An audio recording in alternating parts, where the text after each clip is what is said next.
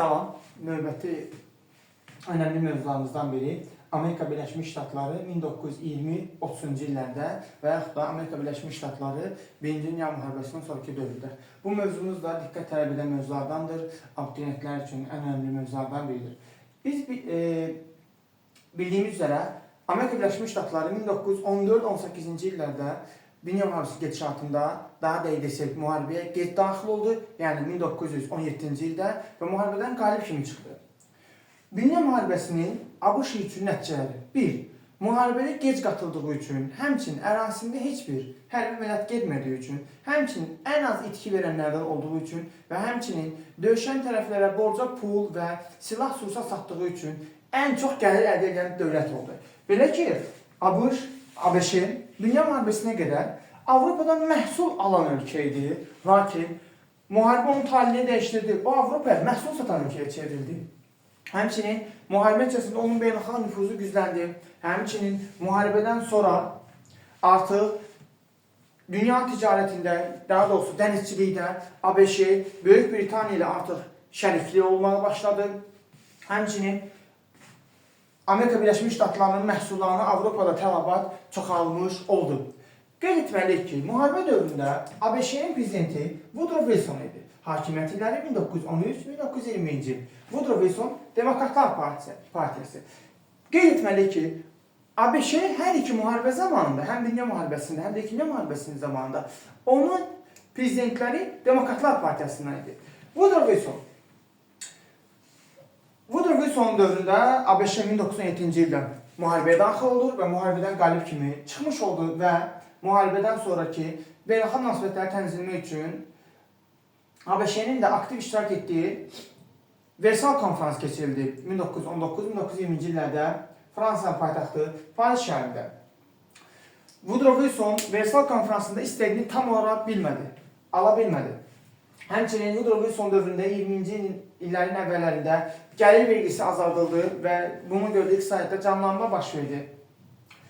Woodrow Wilson öz nüfuzunu bərpa etmək üçün iki mühüm dəyişiklik etmək istəyirdi ABŞ tarixində. Bunlardan biri oydu ki, qadınlara səs vermə hüququnu verilməsi. Bu alınmadı. Niyə? Çünki protestant xristianları buna qarşı çıxdılar. İkincisi isə Woodrow Wilson dövründə o, spirtli içkilərin ölkəyə gətirməsini qadağan etdi. Bunun nəticəsində ölkəyə çirkli pullar dövrəyə girdi. Niyə? Çünki Woodrow Wilson spirtli içkilərin ölkəyə gətirməsini qadağan edib, həmçinin istehsalını da qaçırmaçı yolla spirtli içkilər ölkəyə gətirildi və bu da qara bazarın yaranmasına və davamında isə çirkli pulların ölkəyə axın etməsine səbəb oldu. Belə olan təqdirdə Woodrow Wilson əvəzləyir Orrin Harding, partiya respublikasılar. Hakimiyyət illəri 1921-1923. Orrin Harding hakimiyyəti iki hissəyə bölünür: daxili siyasəti və xarici siyasəti. Orrin Hardingin daxili siyasəti hakimiyyətə gələn kimi, diqqət etməliyik ki, Respublikaçılar Partiyasındandır. Hakimiyyətə gələn kimi dövlətin iqtisadiyyatı və sənaye olan tənzimləyici rolunu azaltdı. Orrin Harding dövründə sabitlik dövrü başladı.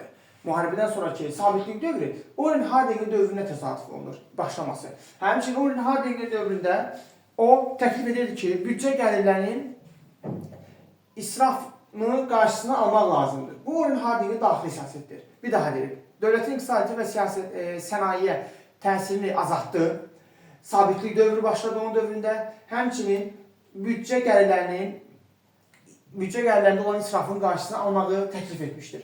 Orrin Harding xarici siyasətdə isə əsas məsələ ABŞ-nin müharibədəki olan düşmənlərlə əlaqələrin yaxşılaşdırılması idi.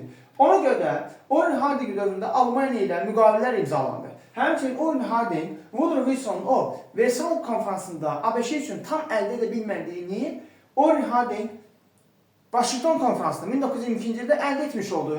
Belə ki, Orrin Hardingin səyi ilə Washington konferansı çağırılmış oldu. Burada Orrin Harding Çin ərazi bütövlüyünü dəstəklədi və həmçinin Sakit Okeanda silahları məhdudlaşdırıldı və bundan sonra bununla Sakit Okeanda həm Yaponiyanın əl qolunu bağlamış oldu Orrin Harding. Həmçinin dünya dəniz ticarətində ABŞ, Böyük Britaniya ilə şərikli olmağa başladı. Daha sonra gəlir Calvin Coolidge. O da partiya olan Respublikaçılar Partiyasıdır. 1923-1929. Calvin Coolidge'in də hakimiyyəti iki hissəyə bölünür: daxili siyasət və xarici siyasət. Çünki biz buna diqqət etməliyik. Misal olaraq sual verilir ki, qəbullarda: Calvin Coolidge, daxili siyasət, xarici siyasət. Daxili siyasət olan cədvəldə xarici siyasət ilə bağlı nəsə verilir. Tutaq ki, deyilir ki, Latin Amerika ölkələrinə təsiri çoxalır. Abituriyent deyilir ki, bu doğrudur. Bəli, bu doğrudur. Amma onun daxili siyasətinə aiddir, xarici siyasətinə aid deyil. Calvin Coolidge, Respublikaçılar Partiyası 1923-1929. Daxili siyasəti. ABŞ-ın işi biznesdir.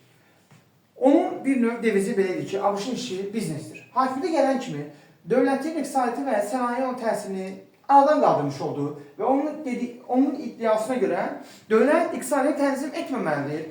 İqtisadiyyat özəlləşdirmə yolu ilə sahibkarlar inkişaf etdirməlidir bunu.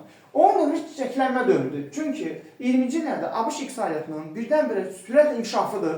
Həmçinin 20-ci illərdə dünyada iqtisadi olaraq ilklərdən idi ki, paltaryan, soyuducu, televizor kimi məişətlər, avadanlıqlar istehsalına başlandı. Həmçinin 20-ci illərdə Polad avtomobil kimi sənayesinə görə tam yarısı ABŞ-nin payına düşürdü istehsalı. Çəkilənmə dövrüdür. Həmçinin onun dövründə immiqrasiya qanunları verildi. Bu neydi? Yəni, mühacirə haqqında qanunlar və yaxud da immiqrasiya. Calvin Coolidge'in prezidentliyi dövründə Yaponiyadan ABŞ-yə mühacirətin tam qarşısını kəsdi. Yəni, ABŞ-yə Yaponiyadan heç kəs gələ bilməzdi. Mərkəzi və Şərqi Avropadan gələnlərin isə, həmçinin Avropadan məhdudlaşdırdı, qarşısını almış oldu. Onun daxili siyasəti oldu. ABŞ-ın işi biznesdir, çəkilənmə dövrü, immiqrasiya qanunları, həmçinin konvener iş üsulu tətbiq olunmağa başladı. Xarici siyasətdə isə Latin Amerika ölkələrində öz təsirini çoxaltdı, xüsusilə Filippin və Havay adalarında. Həmçinin onun dövründə daxili siyasətdə qadınlara mühüm hüquqlar verildi, səs vermə hüququ verilmiş oldu. Lakin yenə də 20-ci illərdə ABŞ-nin daxili problemlərinin ən böyük isə irqi seçkilik idi.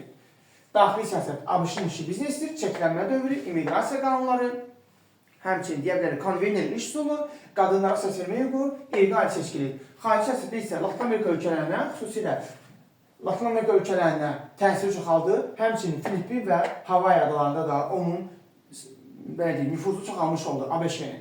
Gəlir Herbert Hoover. Herbert Hoover'in hakimiyyət illəri 1929-1933. Herbert Hoover hakimiyyətə gələr-gəlməz ABŞ-də, New York şəhərində böyük bir böhran baş verdi. Ona görə bu dünyada tarixə düşür böyük böhran 1929-1930-cu illər. Demək olar ki, Herbert Hoover'in hakimiyyət dönəmi düşür. Böyük böhran nədən dolayı başlamışdır?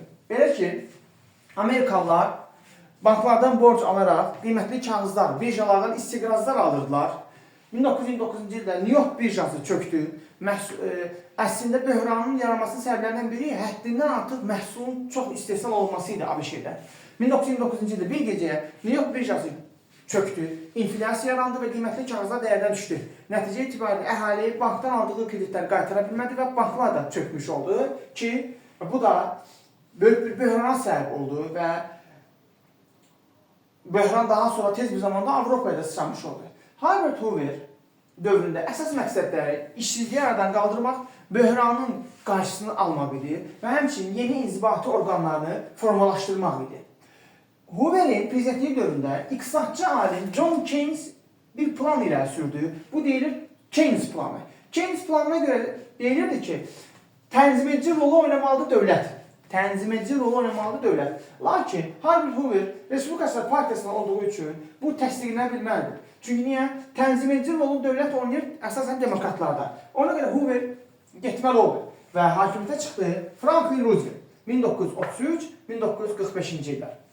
Franklin Roosevelt hakimiyyətə gələndə ABŞ-də böyük böhran davam edirdi. İşsizliyi çoxalmış, inflyasiya artmış, iş yerləri bağlanılmışdır. İlk öncə nəzər salıb onun daxili siyasətinə. Daxili siyasətdə əsas məsələsi dayanır yeni xətt siyasəti. Yeni xətt siyasət əsas məqsədləri o idi ki, sənayeni və iqtisadiyyatın inkişaf etdirilməsi, işsizliyin aradan qaldırılması, həmçinin dövlətin iqtisadi və sənayeyə müdaxiləsi çoxaldılmalıdır. Yeni xətt əhatə edir bank sektorunu, yeni xətt əhatə edir sosial sahəni, yeni xətt əhatə edir kənd təsərrüfatı sahəsini. Yeni xəttin ilk addımı bank sektorunun üzərinə dövlət nəzarəti oldu. Yeni xəttin ilk addımı bank sektorunun üzərinə dövlət nəzarəti oldu. Bank sektorunun üzərinə dövlət nəzarətini geri qaytanda qarşımıza çıxır harda? Woodrow Wilson'da. Woodrow Wilson da islahat proqramında ilk olaraq bank sektorunun üzərinə dövlət nəzarətini başlatmışdır. Həmçinin yeni xəttin də Franklin Roosevelt'in yeni xətt siyasətində ilk olaraq bank sektorunun dövlət nəzarəti. İşsiz əhalini dövlət ictimai işlərə cəlb etdi. Bununla da qismən işsizliyin qarşısını ala bildi. Qismən, amma tam yox. Yeni xəttdə deyilir ki, dövlət nəzarət etməlidir. Həm istər sənaye, iqtisadiyyata, həmçinin də qiymət məsələlərində dövlət tənzim etməlidir. Sosial islahatlarda azyaşlıların iş qadağası qoyuldu. Həmçinin sığorta sistemi və təqaüd sistemi tətbiq olundu və genişləndirildi. Kənd təsərrüfatında isə artıq qalan məhsulu dövlət kəndlərdən aldı, həmçinin əkin yerlərini azaltdı. Beləcə, kənd təsərrüfatında böhran da aradan qalxmış oldu. Beləcə, yeni xətt siyasət nəticəsində böyük böhranın çox mənada aradan qaldırıldı. Lakin, Frank Roosevelt'in yeni xətt islahat proqramında qarşı çıxanlar var idi. Niyə? ABŞ məhkəməsi iləri sürürdü ki, Ali məhkəməsi yeni xətt siyasəti ilə mərkəzi hökumət dövlətə daha çox nəzarət edir. Ona görə də onun qarşısını almaq istəyirdilər. Və ona görə də yeni xəttin bəzi sahələri gerçəkləşdirilə bilmədi. Franklin Roosevelt isə davamında istədi ki, o buna kimi fikirdə olan insanları Ali məhkəmənin üzvü təyin etsin. Lakin bu da baş tutmadı. Niyə? Çünki Roosevelt'in öz partiya daxilində də ona qarşı gələnlər oldu ki, yeni xəttdə həddindən artıq dövlətin iqtisadi və sənayeyə nəzarətidir və bu da ABŞ konstitusiyasına bir növ ziddir. Lakin yenə də yeni xətt öz işini görə bildi. 1937-ci ildə isə Franklin Roosevelt yeni xətti zəiflətməyə başladı. Çünki düşündü ki, artıq böhran anda qaldırılıb. Zəiflədən kimi isə 37-ci ildən etibarən işsizlik yenidən başa getdi. Bu da böyük problem kimi qaldı. Bir də bu, işsizlik qismən, demək olar ki, çox mənada aradan qaldırıldı 2-ci Dünya müharibəsi dövründə. Çünki ABŞ məhsullarının Avropada tələbat çox olduğu üçün sifarişlər çoxaldı, beləcə işsizlik aradan qalxmış oldu. Xarici hissəsi nəzərə salıq. 1930-cu ildə SSR ilə əlaqələr saxlanıldı və SSR dövlət kimi tanındı. 1935-ci ildə birtəhvili haqqında qanun imzalandı Franklin Roosevelt'in dövründə. Birtəhvili haqqında qanuna görə ABŞ hücum edən və hücuma məruz qalan dövlətə yardım etmirdi. Bu müqavilənin çatışmaya tərəfi o idi ki, təcavüzkarla təcavüzə məruz qalana fərq qoyulmurdu. Daha sonra mehriban qonşuluq siyasəti irəli atıldı. Bu nə deməkdir? Mehriban qonşuluq Latin Amerika ölkələrində şamil olmuşdur. Nə deməkdir? Yəni adı üstündə. Frank Roosevelt deyirdi ki, biz qonşularımızla Latin Amerika ölkələrində mehriban yaşamalıyıq. Niyə? Bu elə deyildir. Çünki 30-cu illərdə, 1930-cu illərdə Almaniya, Yaponiya və İtaliya Latin Amerika ölkələrində təhsilləri çoxaldırdılar. O ölkələrin təhsilini zəiflətmək üçün belə bir addım atdı Franklin Roosevelt. Bu isə təbii ki, Theodore Roosevelt'in, həmçinin William Taft'ın, həmçinin Calvin Coolidge'in siyasətindən fərqli idi. Theodore Roosevelt, William Taft, Calvin Coolidge deyirdi ki, Latin Amerika ölkələrində təhsilimizi çoxaltmalıyıq. Bu isə deyirdi ki, onlarla mehriban yaşamalıyıq. Daha sonra isə 1941-ci ildə imzalanan Lend-Lease haqqında qanun. Lend-Lease. Mənası kirayə və borc deməkdir. Bu deməkdir ki, ABŞ deyirdi ki, iki tərəf döyüşürsə, onlardan biri bizim üçün hansı önəmlidirsə, mən ona yardım etməliyəm, borca pul verməliyəm və həmçinin silah yardımı etməliyəm. Beləcə, Frank Roosevelt'in istər daxili, istər xarici siyasəti ilə ABŞ dirçəlməyə başladı. Bu da onu 2 Dünya müharibəsində qalib dövlətlərin sırasında çıxarmış oldu. Və bu dərsimiz də bundan ibarətdir.